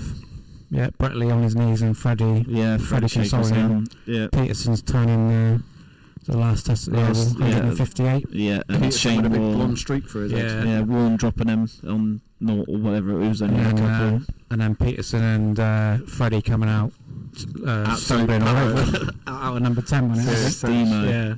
Yeah, good shout, Casper. That's on my list also, but it's not number 5. My number 5 is England winning the Rugby World Cup. Johnny Wilkinson's extra time drop goal. Yep. That's my number 5. It's in mine as So well. I was quite young, but I remember I was at my grandpa's house. I woke up early morning and watched it, and incredible. Yeah, so I'll put it as 5. I haven't got mine in any order, but I'll go with the same because All right. it was absolutely amazing. Where were you, BTB? I was in the Green Bays. Oh, unbelievable. I think what time would it have kicked off? 7:30 in the morning. Yeah, Something early like doors. that? Early doors. Yeah, bacon sarnie, straight out the ale, extra time. That shows how old were you then? I was at 19. Wow. I was only about 7. 19, yeah. Oh, Johnny, popping it over. I was actually at Jester's, believe it or not. Oh yeah. Yeah, I was at Jester's. I must have You been must 10. have been a kid, yeah. I was Rosie 10. giving you some coaching. I'd finished. So Rosie been on the bandit now. obviously, when you're 10, you don't really know what was going on. Yeah, he probably was 10 pints deep, all that lot. But yeah, I remember coming out and watching it at the top bit. You know where you go in to get your balls where the top bit on the tables. I was watching it up there when it was packed down the bottom, so I couldn't have got down there and all that lot. But yeah, I remember just seeing Johnny pop it over for the big win. I actually watched a bit of it the other day. It come up on my. I think it was because the Six Nations was on at the weekend, and it was like England feed on Facebook or something, and watched a little bit of the extra time when Johnny popped it over. Well, when we were going against Elton Flatley, you'd fancy Johnny Wilkinson, wouldn't you? 2 of the most different names you could get that. Yeah. What's our number 4's then, boys? Casper, number 4? Number 4 is, and again, it's more of an occasion, not just a one-off thing, but it's about Frankel, the horse. Best horse I've ever seen, best horse we'll ever see.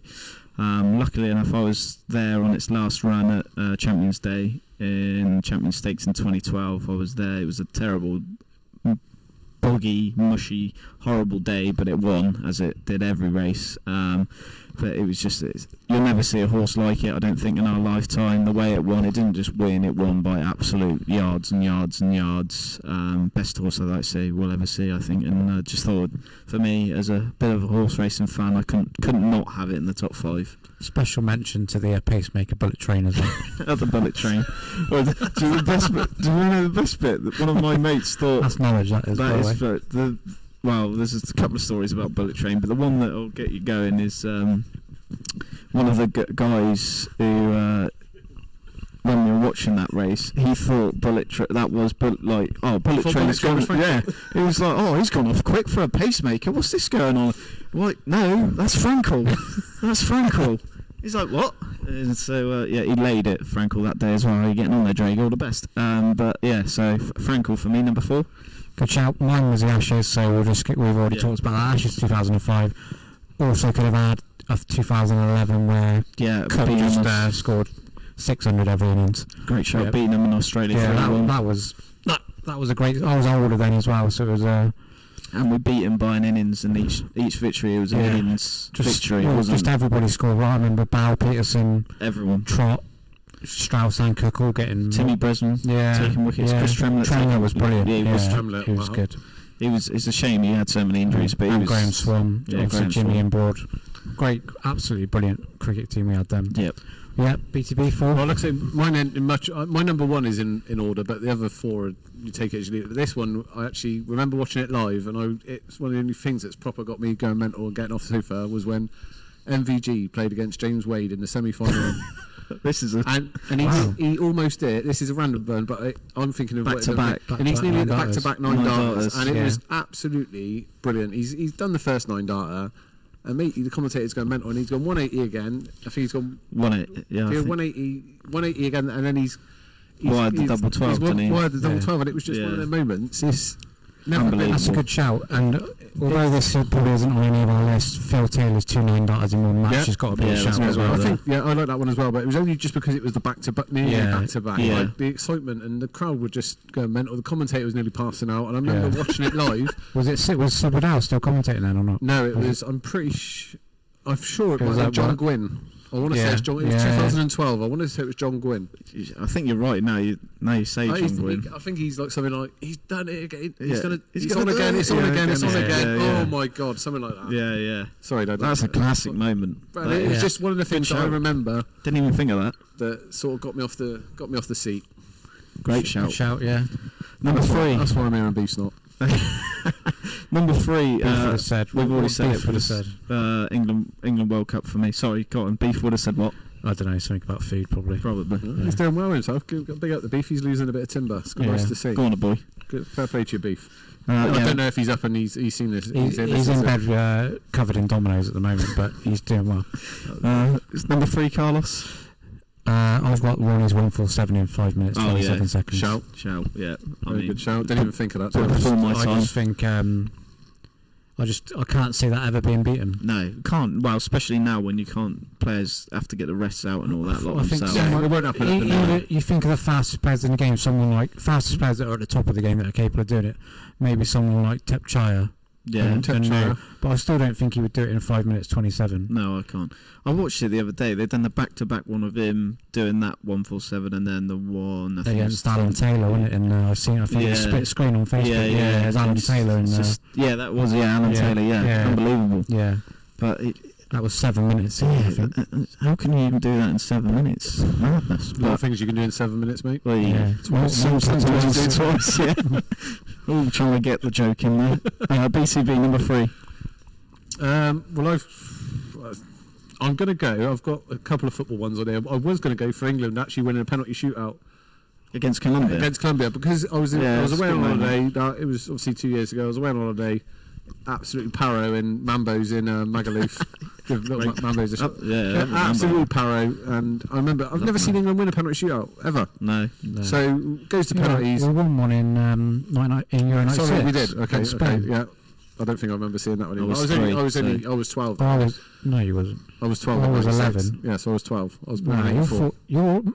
I'm 37 next Monday. So But yeah, I just remember being absolutely steaming, watching this penalty shootout, and but that's the one that's not there. I said I was going to go for that, but I've actually gone for another one. And considering I'm a secret Man United fan, it's actually Liverpool winning the Champions League 2005. Yeah, 2005. Because of being 3-0 down, 3-0. game's done and dusted. I mean, not being funny, Liverpool have got Traore at left back.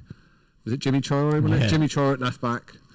John Arisa was there offside. Vladimir Smicha. The team came they've in got. half-time. And then Biscam, was he playing back then? I don't think he started, but he was look at that definitely AC Milan around. team. That AC Yeah, Milan Yeah, team. there's no way we could have won. Shevchenko, Crespo, Maldini. Yap, Stam, Nesta, Cafu. That's just the back. Paolo was playing for Then you've got, I'm not Yeah, sure. Biscam was on the bench, Then so you've I got was right. Seedorf. That Yeah, team, Pirlo was playing. that Milan team was unbelievable. Yeah, Gattuso. They had Cafu, Stam, Nesta, Maldini, Pirlo, Gattuso, Seedorf, Kaká, Shevchenko, Crespo. Right, there you go. And look at Liverpool team. You've got Dudek, Finnan, Carragher, Hippier. listen. Hippier, yeah, Steve Finn is unbelievable. Jimmy Torre, Xavi Alonso, Luis Garcia, my boy, Stevie G, John Arisa, Ari Kjell, Milan Baros. Right, there you go. So Terrible what I'm team, saying is, really. look at that team. How has that team Won the Champions League. League against that team? That's why that, and being 3-0 down at half time, that is, for me, Might be someone's number one, but I'm not too sure. Also on the subject of Champions League, United's 99 comeback, 2 goals and injury. I was close to that as That's well. on my other list, but my general mentions. It didn't make the top 5, but Ollie's made a good shout there. Swindon 5, Sheffield United 5 in the playoff. That was fire. Ollie, Swindon 4-3 Leicester playoff final was better, but you will be too young to remember. I was there. I was there as well. Missed the first goal as I was 2 weeks old when Glenn Orwell scored. I was 2 weeks old or something like that, probably. Yeah. All the best. Number 2, mine was England. Did you do your number 3? Me? Yeah. Ronnie, yeah. Ronnie. Oh, okay. England winning the World Cup cricket a couple of years ago. Yeah. Obviously, the same. Yeah, obviously Stokes in the final and Butler as well, but the final was just to go to a super over in the final and then to win on boundaries, because we actually drew the game. We only won on boundaries, scored in the whole match. Compared to New Zealand, so I mean, talk about, and when Joffrey Archers get hit for 6 first ball, you think Jeffrey Archer? Joffrey, He's writing the book, isn't he? yeah, In prison. Joffrey. You can't talk. You're normally eating the mic, so you know. Well, I do pronounce my words correctly though. I wonder what that bit of ice cream was on there. 99. Yeah. Yeah, You never see anything like that in your lifetime. Unbelievable. The only thing I would say about it is I'm obviously glad we won. I just think the way that the final was decided, I just didn't like. No, they've changed the rules. Yeah, I just think to have a climax like that. Yeah, you've got to go. You can't decide. No, you can't. Another super over would be, and that bowler who done it can't bowl that.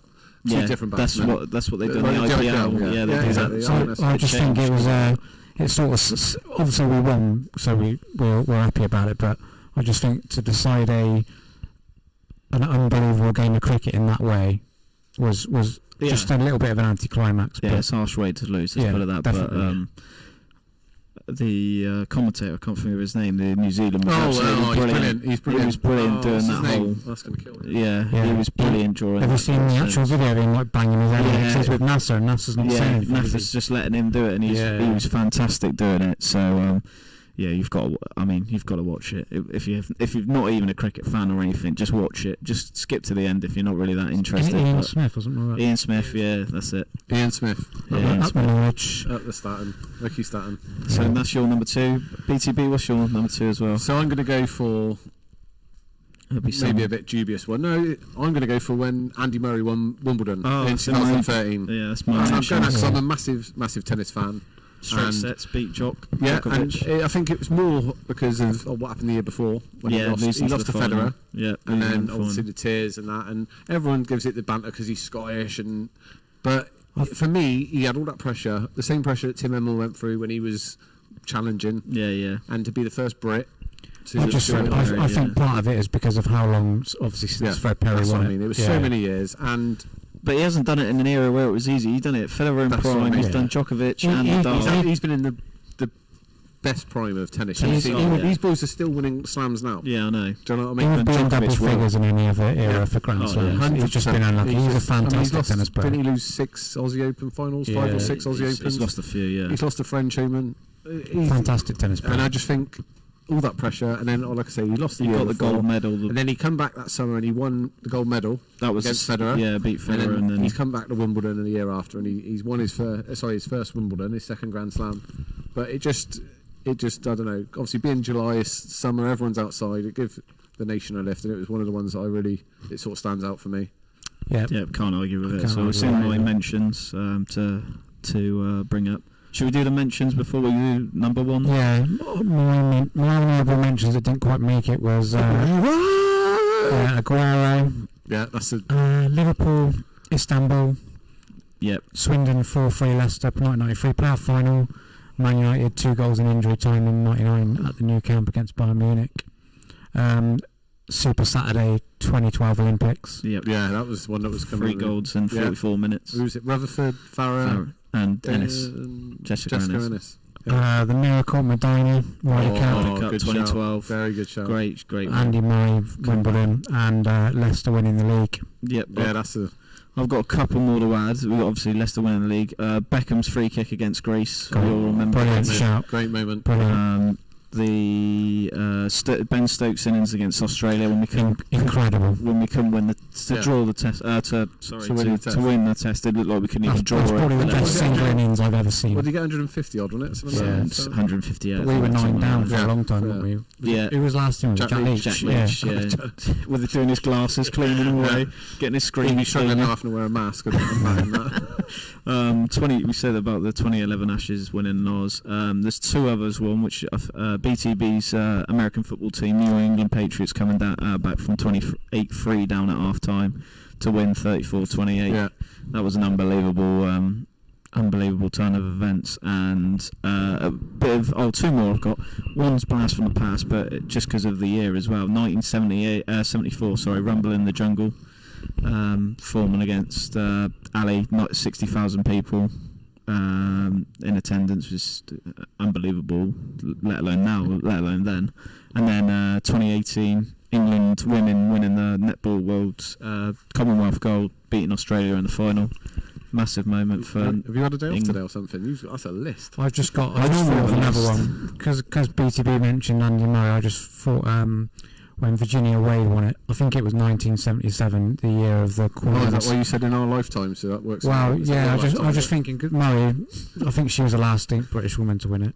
Yeah, we had. I'll get ours up as I think well. I've got a quick couple. Oh yeah. It only happened the other week, but I thought that Tom Brady deserved a mention for his 7th Super Bowl because it's unbelievable.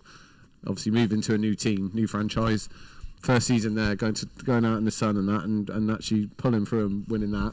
Unbelievable. And the other one was because I've recently watched The Last Dance, is the Michael Jordan and the Chicago Bulls. Yeah, because that is a great them series. boys were it's an unbelievable series. Great Like, series, yeah. And when they he sort of retired and come back and sort of like they won that last season, and that could have gone again, and then the whole team was dismantled. But they had a special team there. Yeah, no, to do it 3 times twice as well. Yeah. And after his retirement and then coming back from baseball, unbelievable. So, another great. If no one's watched it, I have to say that is one of the best documentaries. Oh, yeah, it's a great The watch. Last Dance is brilliant. Great watch, especially in lockdown. Just before we give our number ones, I've got Lisa Allen's good lady. I've got Lisa's and Allen's. Yeah. Oh, if you need any sofas, just let you know, your man. Yeah, Lisa's very happy with that both sides. So Lisa, It's her friend actually. Lisa Kimber, Allen's good lady. She's given me a top 5. So she's got. I don't know if this is in order, but she's got Grosjean's miracle walk away from the F1 crash. Yeah, that's a. Monica Seller's being stabbed on court. Was she had a bad day today or something? Yeah, it must have been. Yeah. Super Saturday 2012 Olympics. Mike Tyson biting Evander Holyfield's ear. That's a great show. Big Al's in for it tonight. That's all right. And lastly, as Lisa is a Scot, 17th of November 1999, the last time Scotland beat England at football.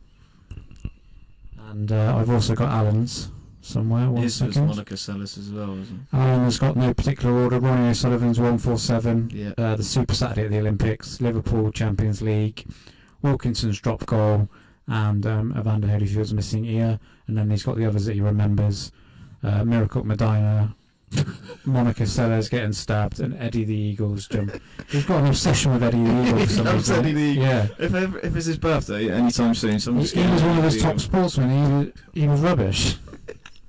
Loves it. Yeah, That's a big Al. Strange one. Loves it. Right, so number ones, obviously mine's pretty obvious and it's already been said, but it was Liverpool's amazing comeback when they were 3-0 down against AC Milan to go and win. Obviously, when I was 12 at the 12 or 13, and I watched it in my parents' room because I wasn't able to go on the sesh just then, a little bit before my time. He was on the session. You was just. But it was unbelievable. I mean, at half time I nearly turned it off and thought sod that, and I carried on and obviously came back second half. Gerrard's header to get the ball rolling, and then Smeech's goal from outside the area, and then Alonso missing the penalty, which was heartbreaking, and then he luckily put the rebound in, and being 3-3 in 7 minutes after the second half start. I think it was 7 minutes or whatever, and then obviously to go in in 7 minutes, and then to go in and win the penalty shootout. Obviously, the famous one is Shevchenko miss. I was going to say, what was Dudek? Dudek was unbelievable. That save he's pulled off in when extra he time. Saved it, and it's just hit him and spun over the bar. Yeah, unbelievable. That's when you know your name's on the trophy, when that sort of thing happens. Well, when you're in the penalty shootout and Dudek's 10 miles off the line and he Yeah, saves a penalty, and yeah. like, it would never happen. Wouldn't get away with it now. No chance. No chance. But he was miles off. He pretty much. Gerrard obviously done it for us, but Dudek was probably Liverpool's second best player on that day. But incredible stuff. I want to just mention Crespo's goal. Who was it? Pirlo put the ball through. Yeah, that was the first where he just dinked it. Unbelievable goal. The pass was just absolutely. Wasn't it Kaka that put the ball through? It was either Kaka or Pirlo. Yeah, it was an incredible ball anyway. But yeah, great choice, Casper, as a Liverpool fan. I've got a funny feeling me and you got the same number one. I've gone for the Tiger Masters comeback 2019. Unbelievable. I just don't. I'm a big golf fan. Obviously, you are as well, Ben. Yeah. I think to come back from the injuries that he's had, the multiple back injuries, the story, all the stuff he's gone through in his personal life, and I think a lot of people, probably including me, probably thought he wouldn't win another major. I thought he would challenge for tournaments, but majors, I would have, if I had to bet, I would have said he wouldn't have won another one. It's just one of the best sporting stories of all time. Do you remember? A little bit before, was it before that when he won the Tour Championship and the scenes of the people behind him coming up 18, and it everyone sort of was like, wow, this is Tiger's back. And then to go and win the Masters in any major, when it always makes sort of the hairs on my neck stand up when they're walking down the 18th and they've basically already won. And I always love it at the Open, but it always seems better at the Open. But when they're walking down and the crowd are on their feet, and it just it's the sort of thing that not brings a tear to your eye, but just gets you a little bit. Well, especially after the sad news of Tiger. That's actually one thing I've missed. I forgot it was on my list to mention today, but that's a good point to finish. So we might as well just mention Tiger's car crash, and unfortunately that will be it. There won't be any more. I don't think there's no comebacks from that. Not with having a metal rod and screws and bolts. No, but I think the fact that good touch yesterday. All the lads wearing the red and black. Really nice. Real nice. A lot of the lads wearing. I think the fact that they're not saying a lot about how bad the injury, about how bad the injury is, says it all. I think he is soup for playing. Just hopefully his body can't. I guarantee you he will try. Yeah. Like Don's just said, he thinks he'll be back 100%, but I just don't. Oh, that's a good shout. That's a great shout. Good shout. Yeah, great, very good. Cluffy's just nice said, one, Cluffy. Cluffy's just said, obviously England. I think what was that? 03? That was 05? 2000. Even Heskey scored. But 2001, wasn't it? I can't remember off the top of my head. I'll have to Google it in a minute. But England 2001 in Munich. England. This is Casper won't get this, but BTB will. This is a quiz question for you. Who scored Germany's goal? Carsten Janker. Correct. A big bold number 9. Yeah, absolute lump when he was awful. I remember he played for Stuttgart, I believe, or something. He hit the bar for Bayern in the 99 final against Man United. And so did who else hit the? Was it just Basler? Wasn't it? He scored, didn't he? Yeah. The free kick was deflected, wasn't it? Just went over. Mario. Mario Basler. 5-1. Great shout. But yeah, sad news about Tiger. I can't see him coming back, unfortunately, Donald. I hope you're right. Hopefully it's not as bad as first feared. One thing that does go for him is that the injury's on his right side, and all the weight goes for his left as a right. Oh, you've been... I didn't know you were a caddy as well, Carl. That's a little golf coach. That's just from what you've been learning, Donald. No, I can't claim credit for it. I was just watching the tournament at the weekend, and one of the geezers in the studio with Nick Doherty they were basically analysing it and saying as a right-handed golfer, all your weight will go through the left, so it's not a lot of strain on the right, and the injury is on the right, so that's going in his favour. But obviously you've still got to be able to stand up and walk around the course. So yeah, but let's just get a walk in if I was tired. Yeah, I'm not convinced he's a long way off even walking and stuff. So 1st of September 2001. That 2001. was Unbelievable. Pretty sure that David Beckham free kick was in the game after. We only had to draw to Greece. Yeah, we had to draw, and we were 2-1 down. Last kick of the game. Another quiz question for you. You'll get this as well. Of course we drew 2 in that game with Greece. Who scored the other goal? Sheringham. Good shout. Was it? Yeah, that's correct. Not the knowledge. A bit before my time again. Yeah. I was 9. Good shout. I do remember it though. He come off the bench. Yeah. Teddy. Yeah, I know you say. I do remember. He wanted the free Teddy kick as well. He wanted the free kick. Beckham scored. Beckham had missed that 14 before that, and he said, "No, I'm having this." Absolute class player, Teddy Sheringham. Yeah, very good. Top shagger as well. Yeah. Who was his missus? Danielle Lloyd. Yeah, Danielle Lloyd. Yeah. She was with Jamie O'Hara as well. Yeah. She's got an OnlyFans page now, I think. So Beef told me. Cluffy's just said Ricky Hattonby and Costa Zoo as well. I mean, it's not top 5. Nah, it's not. It's a good shout. It's a good movement, but it's not top not top 5, unfortunately. I think in boxing terms, you probably have to go Calzaghe winning against. One of the best ones was Froch against Jermaine Taylor when he Froch was that absolute was toast in the last round, and he's come out and beat him with about 10 seconds to go. Yeah, absolutely. I don't like Anthony Joshua, but his fight against Klitschko was a great fight as well. That's up there. That's got to be up there. And Fury getting off the deck. Fury getting the we all know won the fight, but getting the draw. That's what puts a damper on him. Yeah, do you know what I mean? He's got up. He should have won the fight, not given the result. That would have been the ultimate comeback story, wouldn't it, if he'd actually got the line from where he'd been mentally and obviously nearly committing suicide and things. So the greatest fight of all time was actually in the 147 club. It was PSP against Charlie Begley. PSP won on a points decision, split decision it was, so it was close, but I did get over the chips. That's fairly matched in the weight division. Yeah, it's a fair fight. I think Beef might have the further away. Yeah, you need to get on the inside and just work the body. That must have been like when they get paid for what Niccolo valued. That's basically how I felt. I was like that. That's a great show, PTV. Yeah. He's back next week, no danger. Yeah, so I think that's brought us to the end. Ben, BTB, Dolts. Been flying an hour and 40 minutes. No worries. Thanks very much for coming on. Really appreciate it, BTB. Casper, as always. Pleasure. Top man. And thanks to everyone for listening. The figures seem to have been up this week, so that's good. That's more comments as well. Yeah. That can't be a coincidence. Well, no. He's brought the fans with him. You've got no fans. Got no fans. You would say. Yeah, so we'll see you next week, and hopefully we'll have another guest on. But thanks for listening, and we'll see you again soon. Good night. Cheers. Take care. And all the best.